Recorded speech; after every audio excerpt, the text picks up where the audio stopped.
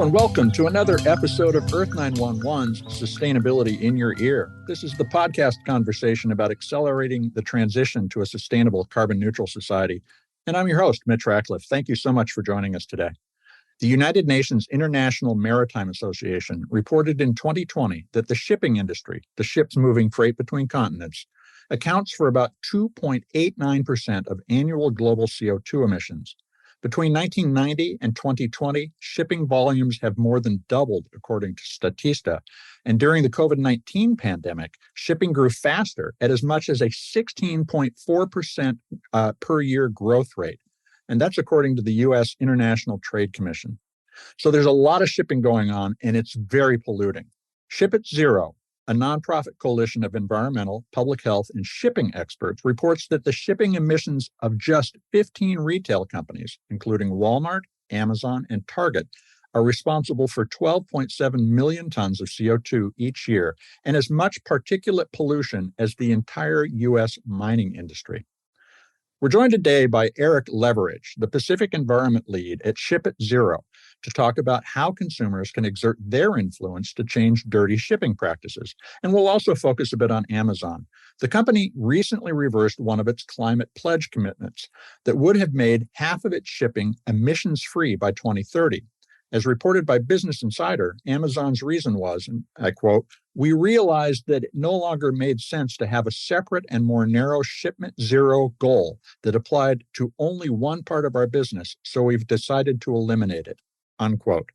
Ship It Zero is calling on Amazon to reinstate its 50% net zero shipping goals.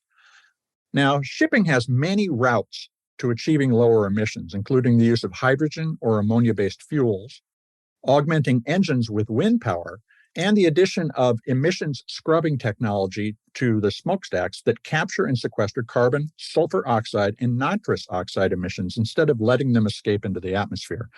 Eric joins us today to explore the challenge of lowering retailers' shipping-related emissions and to tell us about Ship It Zero's recommendations. You can learn more about Ship It Zero at shipitzero.org.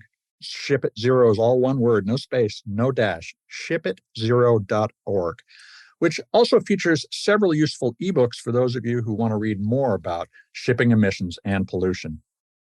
Welcome to the show, Eric. How are you doing today? I'm doing great. How are you? I am well. Thank you for joining me. The work that Ship It Zero is doing is really important, and it covers an area that, for the most part, lies behind a veil of ignorance for most of us. So I'm wondering, for those of us who have not been tracking shipping since the 1980s, how has this industry changed, and what do the emissions look like today compared to, say, for instance, countries? Where would it rank? Sure. Obviously, it depends on what particular kind of measure you're using, but global shipping has grown over 25 times since 1980, due both to technological advances, but also just the general globalization of trade. And at this point, container ships do move roughly 90% of global trade. A few decades ago, you'd be looking at significantly less because there was more trade based on countries that had contiguous boundaries, but that's really shifted since the 1980s. And in terms of emissions, maritime shipping accounts for roughly the same amount of emissions as Germany in any given year. So one of the more developed economies in the world. And overall, global shipping accounts for about 4% of total global carbon emissions, which may not sound like a lot, but it truly is. It's certainly, compared to, for instance, cement, which is one of the largest individual contributors, that's pretty close. And so this is an area of serious concern. Tell us about the makeup of shipping emissions. How does, for instance, sulfur oxide and nitrous oxide, in addition to CO2, impact the environment? Sure. So the vast majority of container ships run on heavy fuel oil, which is widely regarded as the dirtiest fuel in the world. So in addition to particularly high CO2 emissions, you do have nitrogen oxides, sulfur dioxides, and particulate matter. These are air pollutants that have a terrible impact on public health in particular, including lowering life expectancy and higher rates of childhood asthma and cancer in poor communities. It's a huge environmental justice issue, as the majority of port adjacent communities are working class BIPOC communities. But as you mentioned, these excess emissions also work in concert with CO2 to contribute to even more drastic atmospheric warming. When you look at something like black carbon, which is a component of fine particulate matter, it's one of the largest contributors to global warming after CO2. It warms the atmosphere because it absorbs sunlight. So it's accelerating the Earth's warming, as well as the melting of the ice caps and so forth. So we hear about the transition to a sustainable alternative. Where would you characterize the shipping industry being today in terms of its continued use of fossil fuels? Well, the outlook is not great. I will say that the overwhelming majority of container ships are still running on heavy fuel oil, and even if you're looking ahead at what we call the global order book for new ships that are being built, as of a couple of months ago, there were over 600 ships in the pipeline that will run on heavy fuel oil, compared to 120 for liquefied natural gas and only 76 for methanol fueled ships, which is an actual cleaner fuel. So I believe that there's been a few more methanol orders since we last got these numbers. But the continued investment in heavy fuel oil is really staggering. It's a serious problem because once these ships are built, they'll be on the water for a couple decades. Even liquefied natural gas is fossil fuel.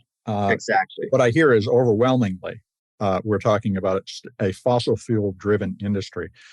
And one of the things I noticed in reading the report, your Shady Ships report from a couple of years ago specifically, is that the oil industry is both the shipping industry's biggest supplier and biggest customer, accounting for 40% of shipping traffic. As you think about that, does it seem like, to an extent, the shipping industry is stuck with its best customer and can't make a change without seeing a diminished volume of traffic? Yeah, I think that's definitely a dynamic that is in play. We've started engaging a little bit more directly with shipping companies in recent months, and they're very concerned about costs. They're very concerned about the money that it's going to take to shift towards alternative fuels. And obviously, when you have an industry that is so tied up in fossil fuels, both in the way that they're using it and the way that they are responding to what I guess market forces, however you want to characterize that, it's definitely concerning. And we're strategizing about ways that we can put more direct pressure on the shipping companies themselves. What does that engagement that you described more of in recent months look like? How is this conversation changing? Right. So, well, there's a couple different factors. We just had the International Maritime Organization, the IMO, in London, promulgate new regulations. They're not binding, unfortunately, but there was some progress made in terms of forcing decarbonization with interim goals for 2030. And so there's a little bit more of an incentive there now, and there's a little bit more public attention being paid to this industry. The other aspect of it is that we, as Ship at Zero, actually next week on August 3rd, we're releasing our first report card, where we're looking at the 18 retailers that we have been focused on in terms of their ocean shipping emissions, but also the 10 largest shipping companies. And so as we've done some evaluation and looked through their climate commitments and decarbonization pathways, we've sent them their scores and asked to speak with them about and do they want to talk? Not all of them, certainly not, but actually had a conversation with one of the major shipping carriers Tuesday evening. And one thing that really struck us is that they are starting to realize that people are going to be paying attention. And hopefully we can use that as a way to spur more rapid decarbonization, because a lot of the theory behind the theory of change for us for the Ship It Zero campaign is that um, these shipping companies have kind of operated in anonymity, and most people, certainly in the United States, because none of them are headquartered here, um, folks don't really know what they're up to. But now that we're starting to shine a bit of a more, and that's so excuse me. So that's why we've focused on the retailers because Mhm. folks know who Walmart is. They're the biggest customers. Exactly. And so we're trying to create demand on that side. But as we're creating that demand, we need to also focus on the shipping companies so that they understand both that the demand exists from their customers, but also that the public is going to be paying attention to how quickly they're taking steps to decarbonize. So let's drill in on the cost issue just a little bit. And to your Sure. point, consumers are going to start to pay attention to this, and they're going to recognize that there is this long-term cost that we are going to pay in the future from continuing to emit. But they're also concerned about the cost of stuff. What is, and you've estimated what you think it would cost to switch to a sustainable alternative uh, at the end point, at the customer's wallet. So, for Mhm. instance, with $100 pair of shoes, how much more would it cost to have that shipped responsibly? Yeah, so the study we typically cite is from Transport and Environment. Want to just give them a quick shout out. But yeah, their estimates are that if we shifted towards 100% green hydrogen shipping, like at least at this point, the cleanest fuel that is, you know, that exists, this would roughly add about 6 cents to $100 pair of shoes. And if even bigger things like refrigerators, you're talking about less than $10 increase. So even though we hear a lot about additional costs, uh, it's not really going to reach the consumer in the same way as it's going to impact the retailers and the shipping companies. But also, polling suggests that most consumers won't be too bothered about it anyway. Mhm. We worked with Yale University, George Mason University, and Climate Nexus in 2020 to do some polling on this. And 74% of respondents said they were more likely to shop at companies that used cleaner ways to ship their goods, and 70% said that they would continue to shop at these brands even if using cleaner ships raise the price of their goods. So I think people really understand the urgency of this issue, and most folks are willing to accept a little bit. I mean, again, the increase is really minimal, but I think folks are willing to accept that if that means that we're, building out a more sustainable logistics infrastructure. So let's move to the question of which retailers will shopping with make the biggest difference. What in terms of if I wanted to go today and ask a retailer to change their shipping practice, which three do you suggest I contact and tell them?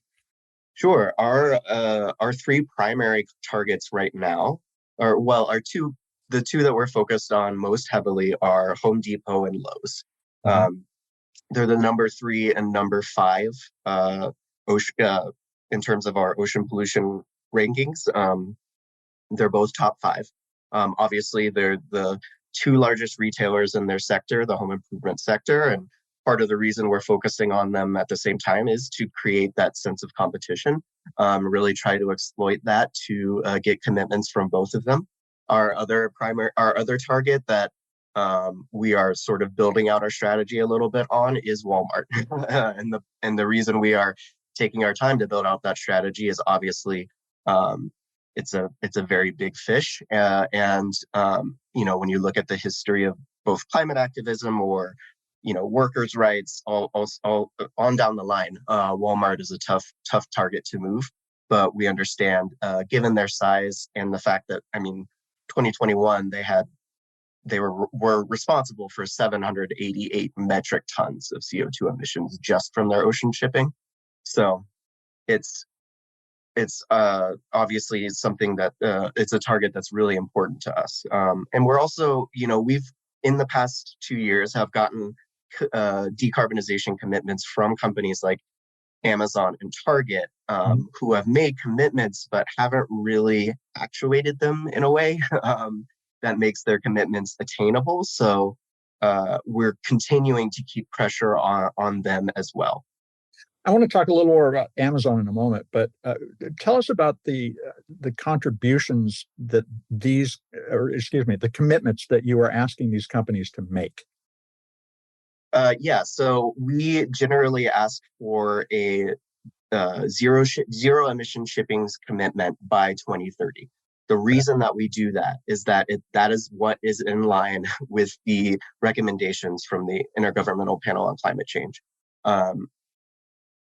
Emissions have to peak by 2025. That is the reality of the situation.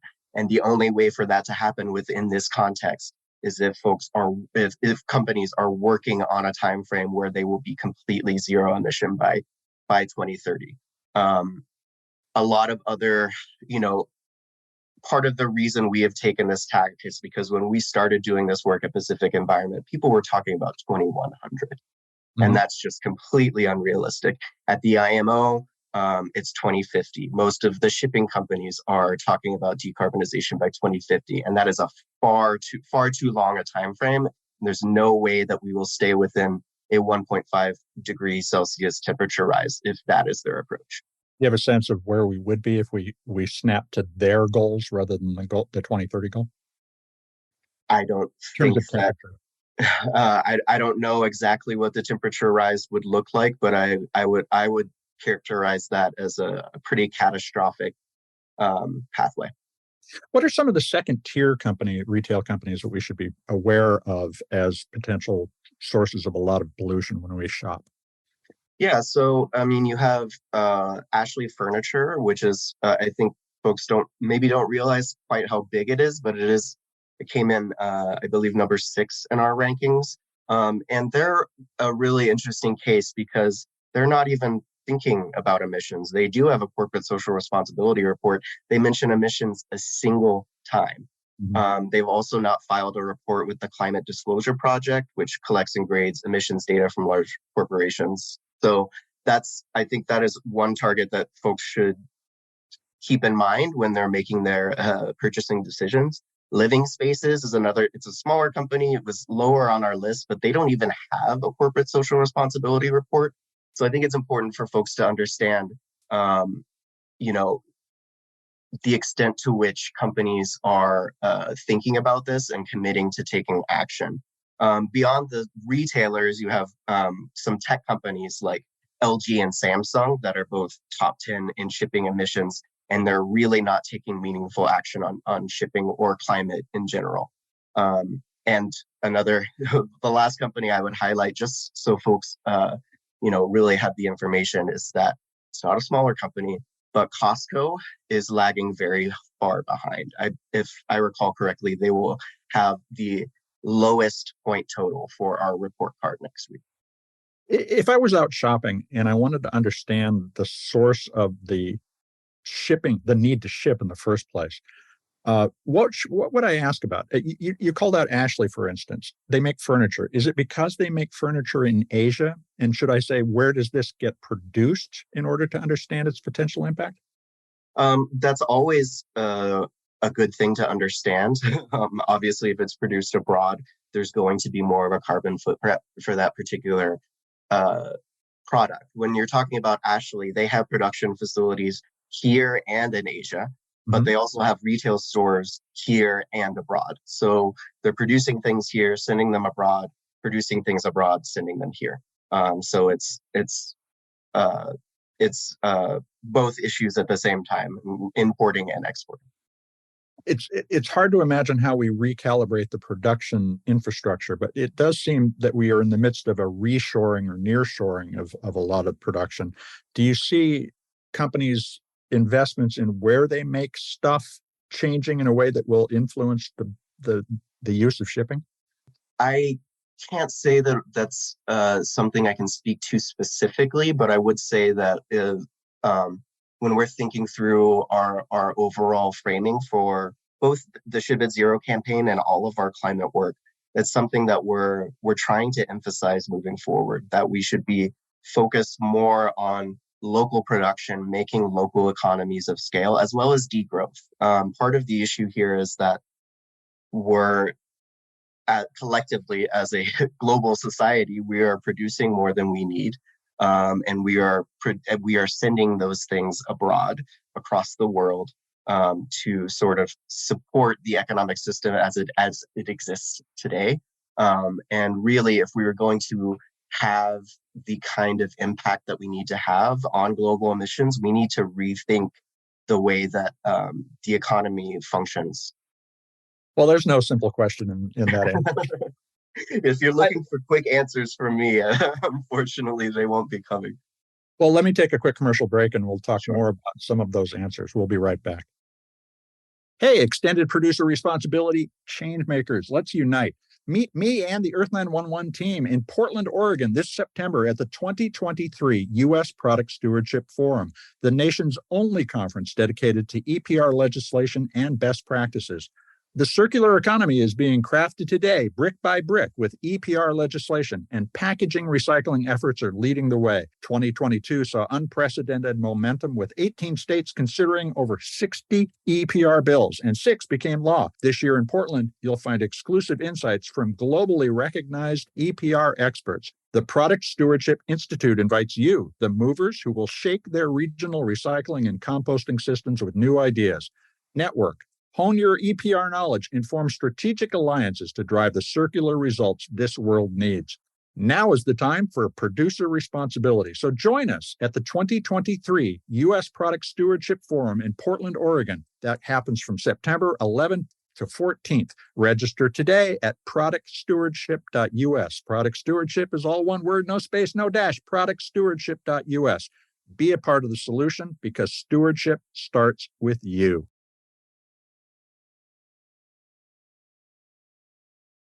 And now back to the discussion with Ship It Zero's Eric Leveridge. The organization is campaigning to end port pollution, abandon dirty shipping practices, and replace them with zero emissions alternatives by 2030. Okay, so one of the reasons that I reached out and asked about talking with you is that you called out Amazon's decision to rescind its commitment to reduce its shipping emissions by 50% by 2030. Why did they do that? What is your understanding of their reasoning?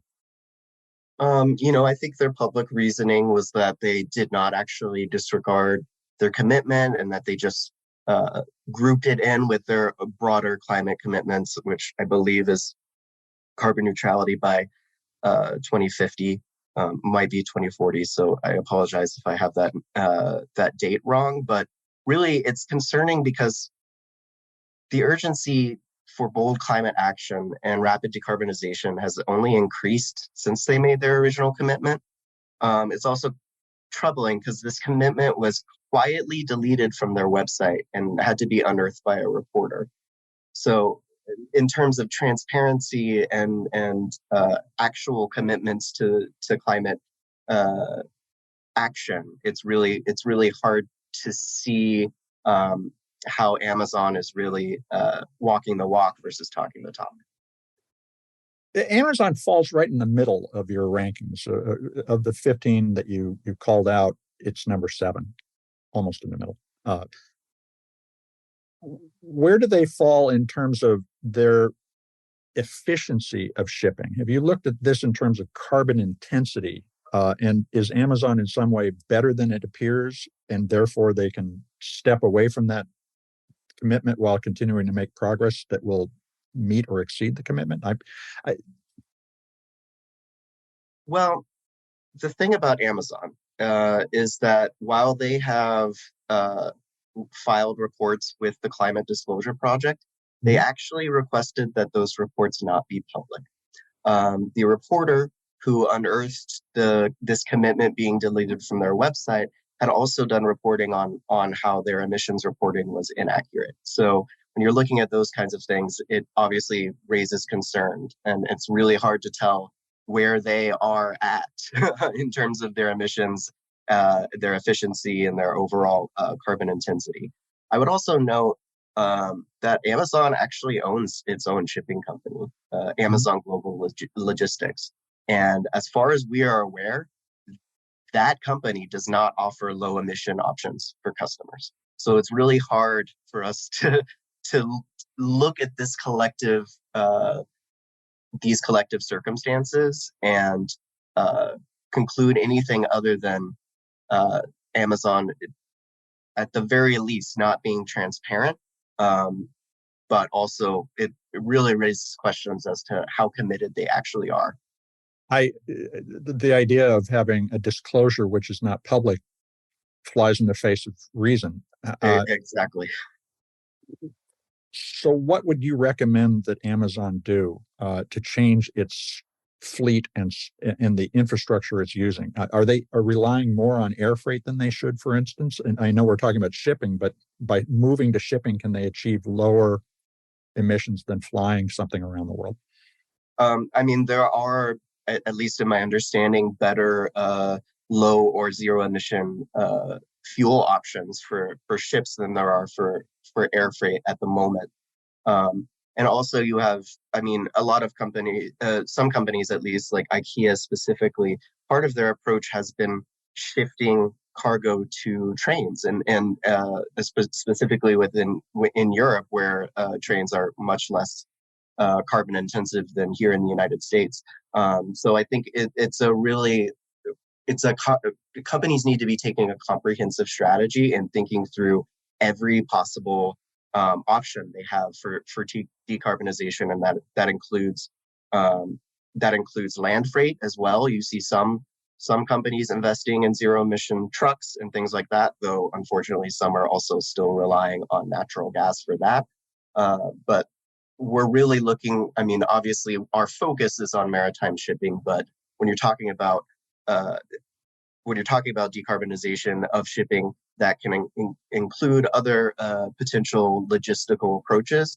And obviously, while our focus is on shipping, we would like to see companies decarbonize their entire logistics operation and their entire supply chain. Now, you mentioned several different fossil fuel based approaches to moving a ship, liquid natural gas, heavy fuel oil, and so forth. What can these technologies be replaced in the current shipping with ammonia or hydrogen based fuel sources?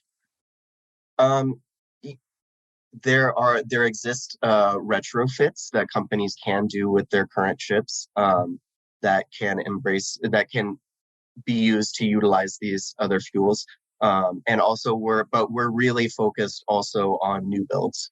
We want these companies, particularly, like I said, over 600 heavy fuel oil new builds. We need those to not end up on the water, and we need those to instead be green methanol and ammonia are the best options right now. There are pluses and minuses to both, but in terms of cleaner burning fuels that where you can order the new builds immediately, those are the best options. And obviously, particularly ammonia, we're building out that infrastructure will help build a pathway towards green hydrogen, which is, ultimately the most the lowest emission fuel that is available, and something that we see as ultimately, a long-term actual solution to the problem.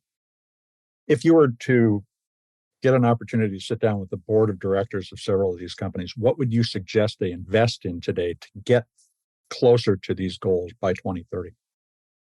Sure. So when you're talking about retailers specifically, the first steps that we try to suggest is joining these industry-driven decarbonization efforts. You have cargo owners for zero emission shipping, and they also have that's known as COZEV, and they also have a project called ZEMBA, which is the Zero Emission Shipping Maritime Buyers Alliance. Um, we also want to see public commitments. We want these companies to be talking very specifically about how they want green shipping options.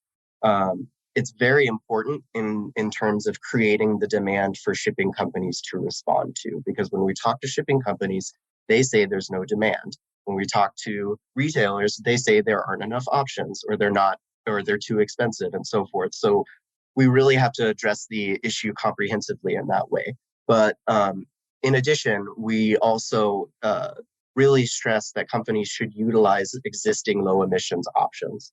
For example, the shipping company Maersk has an eco delivery system, which has a green methanol aspect, and so it's one of the better options that is out there today. And doing so publicly and really talking about what they're doing helps show their willingness to decarbonize their shipping, but also re-emphasize the demand that is growing. Is there a resource that a consumer can use to understand which shipping modality their retailers use, and so that they could, for instance, ask for that Maersk choice? Honestly, one of the best resources would be us and our campaign. We're one of the few resources out there where we're actually tracking the commitments and the steps that companies are taking. Obviously, ideally, in the future, we would have some sort of a better mechanism for folks to understand where their products are coming from and how they're being shipped. It's something that we've discussed with our policy team in terms of, I mean, obviously they've got bigger fish to fry in some senses in terms of actually creating substantive federal policy around shipping decarbonization. But we would love to see, markings on products, labels, etc., so that folks can better understand the overall carbon footprint of the products that they're buying, because a lot of folks just really don't think about it, or maybe don't even really understand. I don't think that I fully understood the extent to which my purchasing impact, or at least sort of supports the status quo of really this dirty industry that is far too influential on global trade. In terms of defining net zero, whether we're talking about 2030 or 2040, how does Ship at Zero recommend we count that? Should it include offsets? No, we are not supportive of carbon offsets. We view that as another false solution, similar to liquefied natural gas, because our emphasis right now, collectively, should be on decarbonization and really, obviously, drastically reducing, but ultimately eliminating carbon emissions, as well as other air pollutants like particulate matter.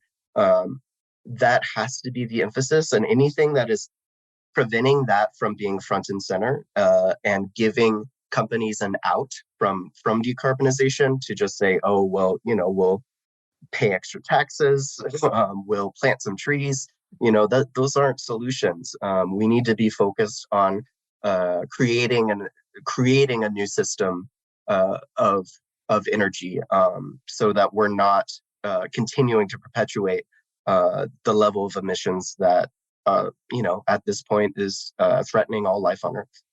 Your report does suggest there are reasons for hope. You include the creation of the Cargo Owners Zero Emissions Vessels, which is COZEV, or the First Movers Coalition, or the Clydebank Declaration at COP26. Can you tell us about those and why you think those are positive steps? Sure. So COZEV was founded by cargo owners, which when we say cargo owners, we're talking about these large retailers. To use their power, their market power, and their brand power to accelerate maritime decarbonization. They can sign their ambition statement, which does have a shipping decarbonization commitment. It's 2040 versus 2030, which is not our particular goal, but it's still better than 2050, and it's still an actual firm commitment. COZEV is also active on the policymaking side, and also has a green shipping corridor program, which is also the focus of the Clydebank Declaration that you mentioned. Green shipping corridors are specific routes in which zero emission ships and other emission reduction technologies are deployed. COZEV helped facilitate the creation of a green corridor between Los Angeles and Shanghai, which is obviously a huge shipping route. And there are other partnerships that are popping up elsewhere, like the Silk Alliance in Asia. COZEV also created ZEMBA, the Zero Emission Maritime Buyers Alliance, which focuses on the logistics of creating economies of scale for zero emission technologies. So they're actually set to release their first RFP in September for zero emission shipping services to be delivered by 2025. The RFP will only be open to services that show a 90% reduction in greenhouse gas emissions on a life cycle basis. So again, that is showing the demand that exists on the retail side, and hopefully really spurring more research and development. You also mentioned the First Mover Coalition, which is First Movers Coalition, excuse me. It's a coalition of companies likewise using their purchasing power to create early markets for innovation and clean technologies. And the First Movers Coalition is actually focused on 8 hard-to-abate sectors. You mentioned concrete before. That's one of their focuses, steel, but also shipping. What's great about the First Movers Coalition is that it actually includes both shipping companies and cargo owners. So it's a collaborative process between both sides. And the members of First Movers Coalition also set specific commitments and specific targets for using zero emission fuels. One of the trends that I have noticed in conversations about how we need to adapt to climate change is the idea of geoengineering the atmosphere in order to reflect more of solar energy back into space. And I often hear it in the context of shipping. We could augment shipping emissions with more sulfur dioxide in order to contribute to that geoengineering in the environment. What's Ship at Zero's position on that kind of technology, and should we be going there? Again, that's not something that we support. See that as a false solution. First of all, the emissions impact of dirty ships is not restricted to the issue of warming.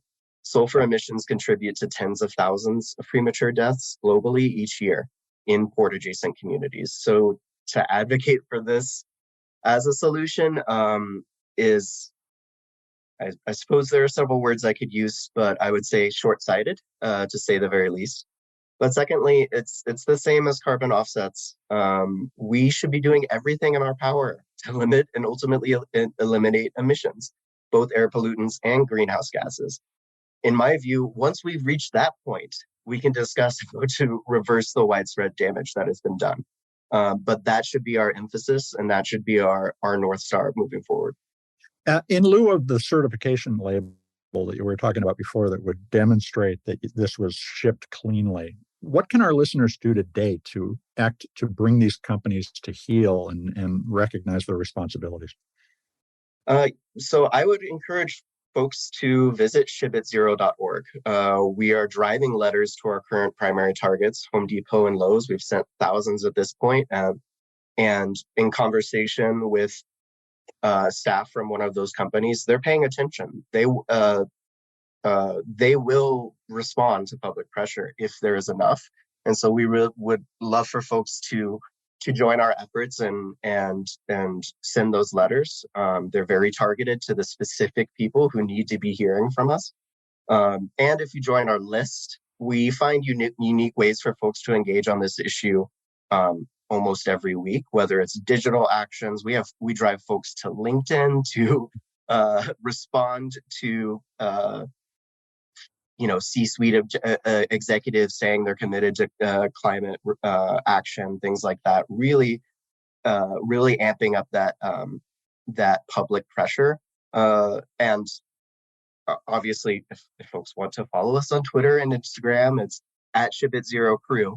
But also, we want folks to be engaged around this issue as possible. So I would urge folks to reach out if this conversation has sparked something in you as a listener, or specifically if you live in a port community. We want to work with you. We want to plug you into our work. We're hoping to expand our campaign in the next year, and we're always looking for enthusiastic folks who want to support the work, because it's not just about letters and tweets and videos. We do incorporate direct actions into our strategy, and are always looking for folks who want to come and support at a rally, speak, engage however they feel comfortable. But we really need to build that sort of critical mass of public support and public pressure in order to move the corporate targets that we have that have been resistant so far. Well, I hope that you see some of that traction from this conversation. And thank you very much, Eric, for spending time with us today. Thank you for having me. We've been speaking with Eric Leverage, the Pacific Environment Lead at Ship It Zero. And you can learn more about the organization and join its outreach campaigns at shipitzero.org. Ship It Zero is all one word, no space, no dash, shipitzero.org. And if you're looking for a useful introduction to the environmental impacts of shipping and how the industry can be decarbonized, check out Ship It Zero's All Brands on Deck ebook. It's free, and you can find it on the website's homepage. The take-make-waste economy has kept most of its environmental and social impacts out of consumers' view for decades. We need to start asking questions when we shop in order to begin the conversation and clearly communicate our concerns about our environmental impact to the retailers and the manufacturers we buy from. The clearest signal is to reduce consumption, but we can't simply quit these habits. When you tell a retailer that you didn't buy because they don't provide information about the impact of manufacturing, shipping, and using a product, you send a clear signal that, like an electric shock, can change the consumer-retailer relationship. Speak up. Ask questions and do your research. If you cannot find the information you need in Ship It Zero's reports, ask the store manager at Walmart, Lowe's, or Home Depot, or any of the other retailers we discussed today for help understanding the impact of the purchase you're considering. It will take time, but if enough of us ask as customers, any retailer will take notice. So we'll continue to cover this as usual. Stay tuned, folks. It's going to be quite a ride. I hope you take a moment to share this podcast or any of the more than 400 we produced on sustainability in your ear with your friends, your family, your coworkers, people you meet on the street. And if you write a review on your favorite podcast platform, it will help your neighbors find us. You folks are the amplifiers that spread more ideas so we can create a less wasteful world. Tell your friends that they can find us on Apple Podcasts, Spotify, iHeartRadio, Audible, or any of the other fine purveyors of podcast goodness. Thanks, folks, for your support. I'm Mitch Ratcliffe. This is Earth911, and we will be back with another innovator interview soon. In the meantime, take care of yourself, take care of one another, and let's all take care of this beautiful planet of ours. Have a green day.